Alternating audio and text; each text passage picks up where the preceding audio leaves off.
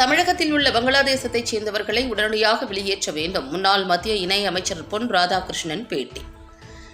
மதுரை 293வது ஆதீனம் car விபத்து சம்பவத்தில் இருந்தவர், அறிந்தவர், தெரிந்தவர். அவர் சொல்லக்கூடிய விஷயத்தை சாதாரணமாக எடுத்துக்கொள்ளக்கூடாது. அதில் அதிகம் கவனம் கொடுத்து அரசு நடவடிக்கை எடுக்க வேண்டும். முன்னாள் மத்திய இணை அமைச்சர் பொன் ராதாகிருஷ்ணன் பேட்டி. மதுரை ஆட்சியர் அலுவலகம் முன்பாக பாரதிய ஜனதா கட்சியின் சார்பில் ஜம்மு காஷ்மீர் பகல்காம் தாக்குதலை கண்டித்து கண்டன ஆர்ப்பாட்டம் நடைபெற்றது. இந்த ஆர்ப்பாட்டத்தில் கலந்து கொண்ட முன்னாள் மத்திய இணை அமைச்சர் பொன் ராதாகிருஷ்ணன் செய்தியாளர்களிடம் கூறுகையில், பகல்காம் தாக்குதலில் ஈடுபட்ட தீவிரவாதிகள் தமிழகம் வந்து தமிழகத்திலிருந்து இலங்கை சென்றிருப்பதாக செய்திகள் வந்திருந்தன.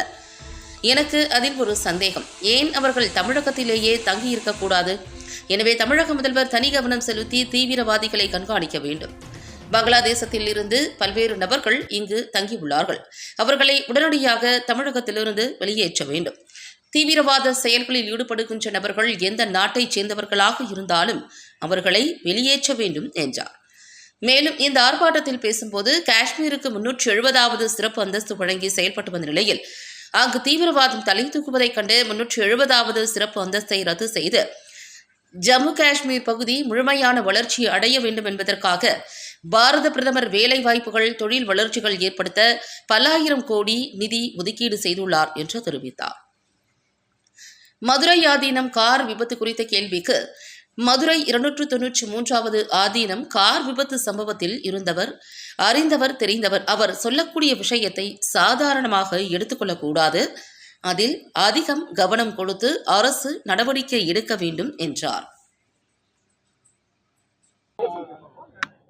உலகின் தலைசிறந்த நாடுகள் வரிசையிலே முதல்நிலைக்கு முந்திக் கொண்டிருக்கின்ற இந்திய திருநாட்டினுடைய வளர்ச்சியை கெடுக்க வேண்டும். உலகத்தினுடைய தலைசிறந்த தலைவர்களில் ஒருவராக உருவாகி இருக்கின்ற பிரதமர் நரேந்திர மோடியினுடைய ஆளுமைக்கு களங்கம் உண்டாக்க வேண்டும் என்கின்ற நோக்கத்தோடு கூட பாகிஸ்தானத்தைச் சேர்ந்த பயங்கரவாதிகளுடைய துணையோடு பகல்காம் பகுதியிலே மிகப்பெரிய தாக்குதலை முஸ்லிம் பயங்கரவாதிகள் செய்திருக்கின்றார்கள். அந்த பயங்கரவாதிகள் மீது கடும் நடவடிக்கை எடுக்கப்பட வேண்டும். ஒன்றும் அறியாத அப்பாவி மக்கள், சுற்றுலா சென்றவர்கள் 26 பேர் கொல்லப்பட்டிருக்கின்றார்கள். கொல்லப்பட்ட அந்த 26 உயிர்களுக்கும் ஒரு நிம்மதியை கொடுக்க வேண்டும், இந்திய மக்களுக்கு ஒரு நம்பிக்கையை கொடுக்க வேண்டும் என்கின்ற நோக்கத்தோடு பயங்கரவாதிகளை ஒடுக்கும் முயற்சியிலே பிரதமர் நரேந்திர மோடியுடைய அரசாங்கம் செயல்பட்டு கொண்டிருக்கின்றது. பயங்கரவாதிகள் தமிழகத்தில் இருந்து இலங்கைக்கு தப்பி சென்றதாக ஒரு செய்தி தொடர்ந்து 2-3 நாட்களாக வந்து கொண்டிருக்கின்றது. அவர்கள் இலங்கைக்குத்தான் சென்றார்களா அல்லது தமிழகம்தான் தங்களுக்கு பாதுகாப்பான இடம் என்று சொல்லி அந்த பயங்கரவாதிகள் இங்கேயே தங்கியிருக்கின்றார்களா? பங்களாதேசத்தில் இருந்து ஆயிரக்கணக்கான பங்களாதேசிகள் தமிழகத்திலே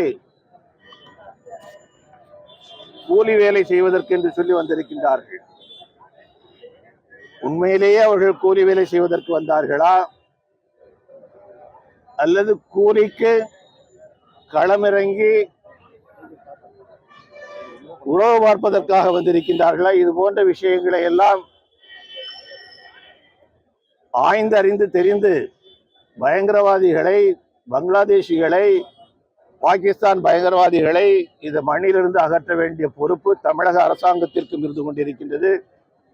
ஆகவே பிரதமர் நரேந்திர மோடி அவர்கள் நாட்டை காப்பதற்கு, மக்களை காப்பதற்கு எடுக்கக்கூடிய அனைத்து முயற்சிகளிலும் 8 கோடி தமிழர்களும் ஒன்று சேர்ந்து நிற்கின்றோம் என்கின்ற ஒரு செய்தியை, ஒரு நம்பிக்கை அவருக்கு கொடுக்க வேண்டும் என்பதற்காக இன்று இந்த விழிப்புணர்வு போராட்டம் நடைபெற்றது. இதில் கலந்து கொண்ட அத்தனை பேருக்கும் என்னுடைய வாழ்த்துக்களையும் பாராட்டுகளையும் தெரிவித்துக் கொள்கிறேன்.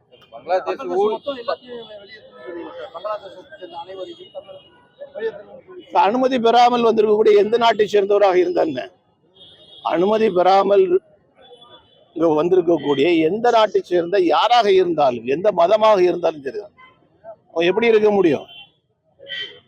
அவளை எப்படி ஏற்றுக்கொள்ள முடியும்? குறிப்பா பங்களாதேஷ் இன்னைக்கு எப்படி இருக்குதுன்னு எல்லாருக்குமே தெரியும். 1971 அந்த நாட்டை உருவாக்கி கொடுப்பதற்காக நம்முடைய நாடு எந்த அளவுக்கு உயிர் சேதங்களையும், இராணுவ உயிர் சேதங்களையும், இழப்புகளையும் நாம் சந்தித்தோங்கிறது உலகம் முழுக்க தெரிஞ்ச ஒரு விஷயம். அவர்கள் நன்றி கொண்டவர்களாக இருந்து கொண்டிருக்கின்றார்கள். நமக்கு எதிராக செயல்படக்கூடிய அளவுக்கு சூழ்நிலை இருந்து கொண்டிருக்கின்றன.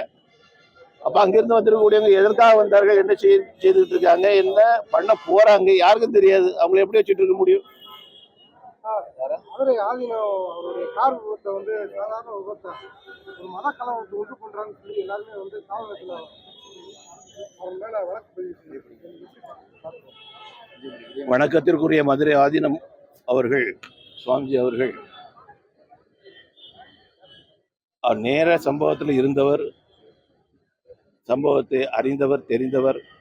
அவர் சொல்லக்கூடிய விஷயத்தை சாதாரணமாக எடுத்துக்கொள்ளக்கூடாது. அதில் அதிக கவனம் கொடுத்து அரசு நடவடிக்கை எடுக்க வேண்டும் என்று நான் கேட்கிறேன்.